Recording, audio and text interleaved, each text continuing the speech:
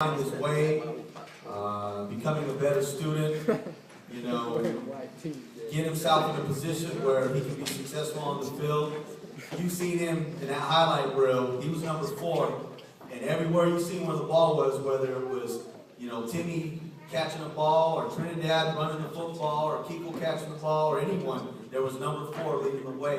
And I'll tell you what, he probably has more big hits for a little guy than I've seen in a very long time. He definitely puts you on the ground. Justin is, hey, you noticed Justin in that film? You didn't trip over any lines, son. Justin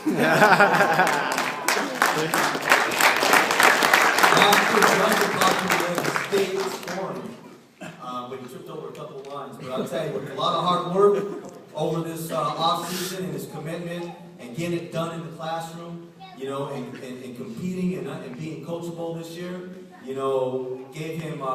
gave us an opportunity to be successful. So thank you, son. You did an awesome job.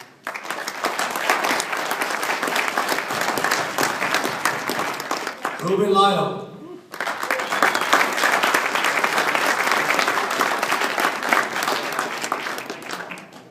AKA LOL. Lights out.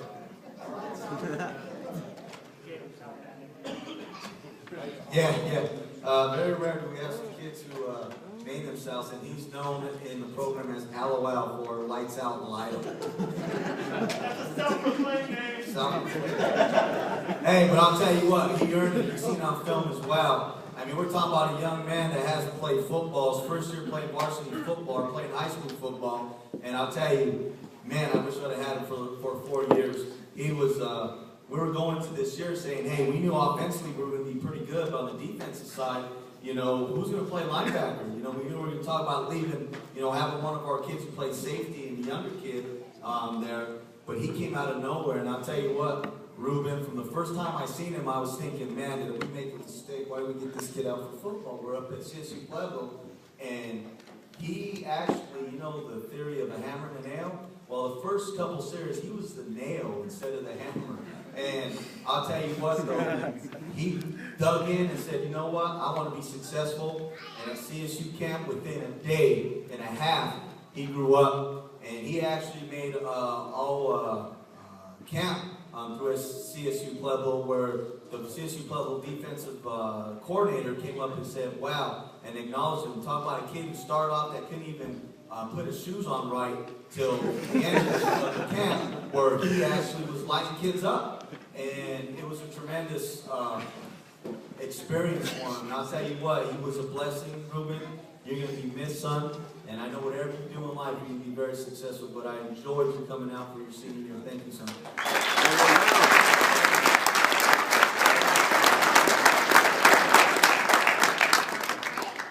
Tim Vega.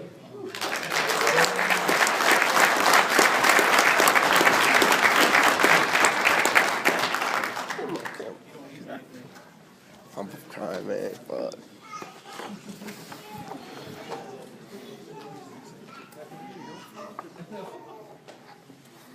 A couple words about Tim is, wow. Wow. We're so blessed to have him walk through our doors. And, and actually, I've known Timmy since he was probably about 9, 10 years old, when my girls' basketball team used to hoop them up, all the young boys that played on it. But we knew about Tim, how special he was going to be. And, this year, his senior year, he became a complete player. Working hard on the defensive side. There were some questions about him being physical, but boy, you've seen him. You don't have your head on a swivel for as big as he is. He puts you on the ground, and it's to be said, just the speed and the athletic ability that he has. And we were sure happy for him to come on out and contribute to this football program. He did a tremendous job, and very rare you get a couple guys like we have, and he's one of them that walked through your building. So Tim, you did an awesome job, son. Way to turn on your senior season. I'm pretty excited that you walked through our doors. Good job, son. Two. Andy Crawford. Chad Lair Bear.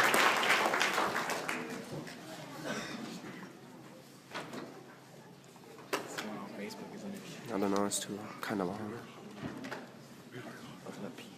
So I can recognize the last four we have up here were our team captains that were voted by the team. So we saved them for last.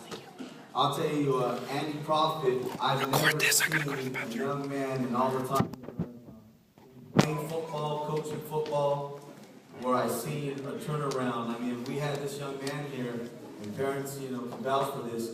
He wanted to quit. He didn't want to play. He came in, after the first couple of practices or weightlifting sessions, he's like, I don't think I can do this. I don't want to do this. I mean, he literally was crying and didn't want to take no part of it. I mean, this young man actually, at one time, he went up in the weight room, he couldn't even put the bar up. And we were like, man, boy, is he going to be work in progress? But, if we get him there, who knows? So I'll tell you about, there's nothing better to see a young man, be persistent and really work at being really good. And ultimately, he's come to be one of the better linemen, definitely in our league, being all conference last year. And definitely will be recognized for this year's accomplishments. And, at one time he didn't even want to play high school football, and now he's being recruited by 3 or 4 colleges who want him to play college football. I remember about this young man not being a quitter, and I'm so glad, and one of very few to be here for all 4 years. Andy, thank you very much, son.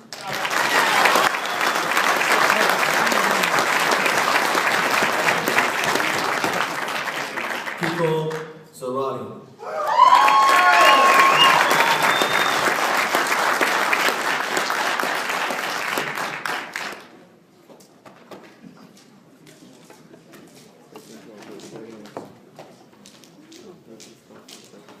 Wow, I tell you, I have a long history with Kiko.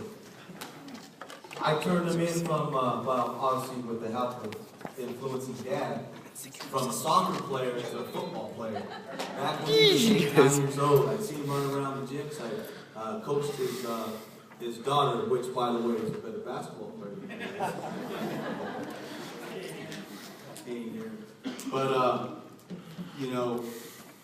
Kiko is, we go up his sophomore year. While his freshman year he came in, we had him all over the place. It's like second year playing, right, coach? He played a little league there. We got him invested in playing. We knew he was coming to Kennedy. And his sophomore year comes in, and, we lost our quarterback. Oscar moved on. We're trying to find a quarterback. And actually, we had a kid, but he tore his ACL. So we're looking for a quarterback. And we go up to Western State in camp. And I'll tell you what, we learned a lot about ourselves right in that camp. What, Kiko? Yeah, we learned a lot. Put him at quarterback, and boy, he hated me for about, at least a month, huh, Kiko? Longer? Maybe that whole year? But, you ask our quarterback now, I'm pretty tough, but with that being the position that I coach in, I'll tell you what, we realized right away, this kid has way too much athletic ability for him not to be part of this game, and having the history that I have with him, we turned him into a receiver, and ultimately, as you see, today is one of the top receivers, definitely in our league, if not in the state. A kid who was just more of a soccer kid and basketball player, now getting recruited and wants to play college football, and has about 4 or 5 schools really looking at him. He's done a tremendous job, and I'm so glad that you stuck with it, Kiko, and you were able to find a position that fits you. You did an excellent job on the defensive side. It's not normal you get a 6'3", 6'4" cornerback, so he definitely has a lot of potential, and I know he's going to be very successful as well as all these young men. But going back to the history we have, Kiko, you've been a blessing. You've made me better as a coach. Thank you, son.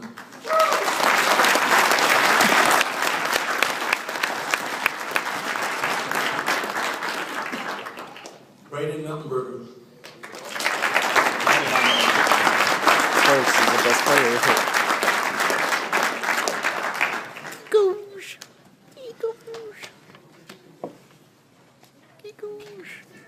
Goosh. Wow. B, coming to our program, B is another kid I've known since he's probably about 9, 10 years old. He was on that team with Kiko and Timmy where my basketball girls looked him up. They were only a year older than him, but he was on that team.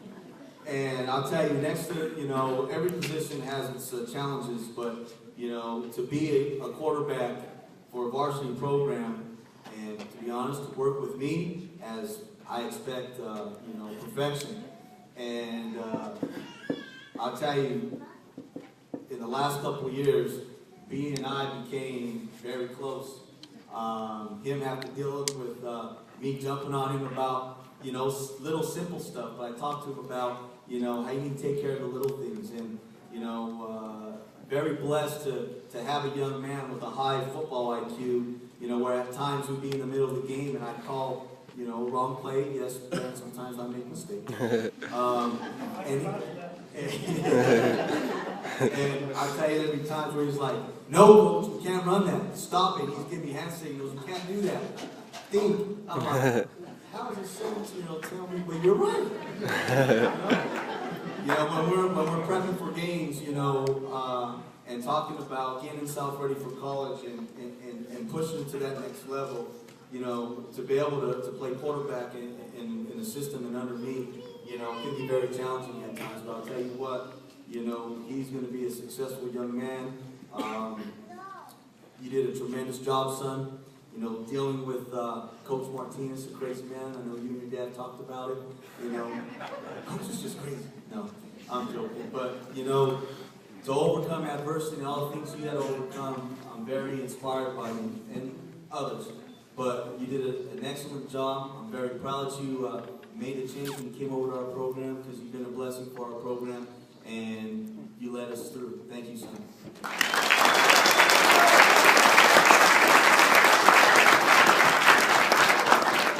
Kyle Trinidad.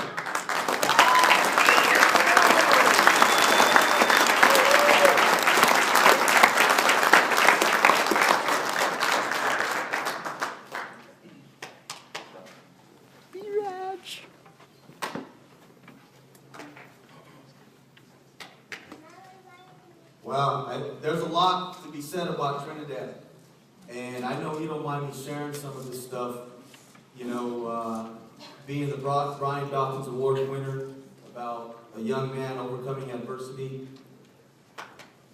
and to have this kid walk through our program and buy into it. And Kyle, his freshman year, wasn't a very good student.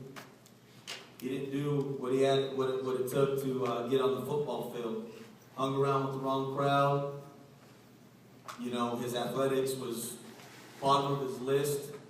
And I remember the first time him stepping on our field during 7-on-7, his dad brings him and says, "Hey, my son can play a little bit." He couldn't play the year before because he broke his wrist, I believe, something like that, from Little League, so he didn't come out his freshman year. But as soon as he stepped on that field, with all the varsity, and hearing that he was only a sophomore, we knew he was going to be something special. To get him to buy into what we're doing. And not only has he bought into what we're doing, but he set a standard for a lot of kids. And I'll tell you what, it's so funny. We have little kids in our generals program. For some of you parents don't know, we have a feeder program.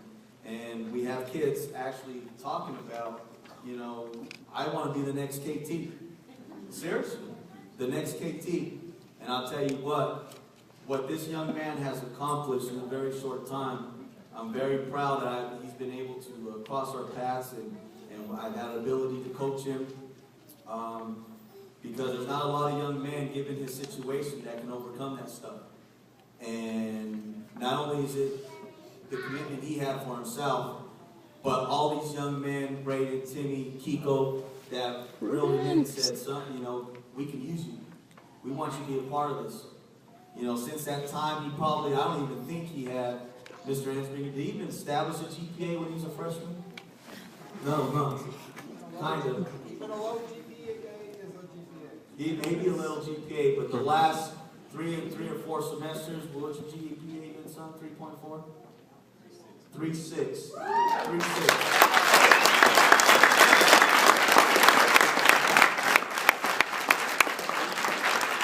And like a lot of our other kids, someone like Trinidad only comes once in a lifetime, and I'm so blessed, and I know all of the players are blessed to have you come and stick it out and to be part of what we're doing. So, son, thank you for your hard work.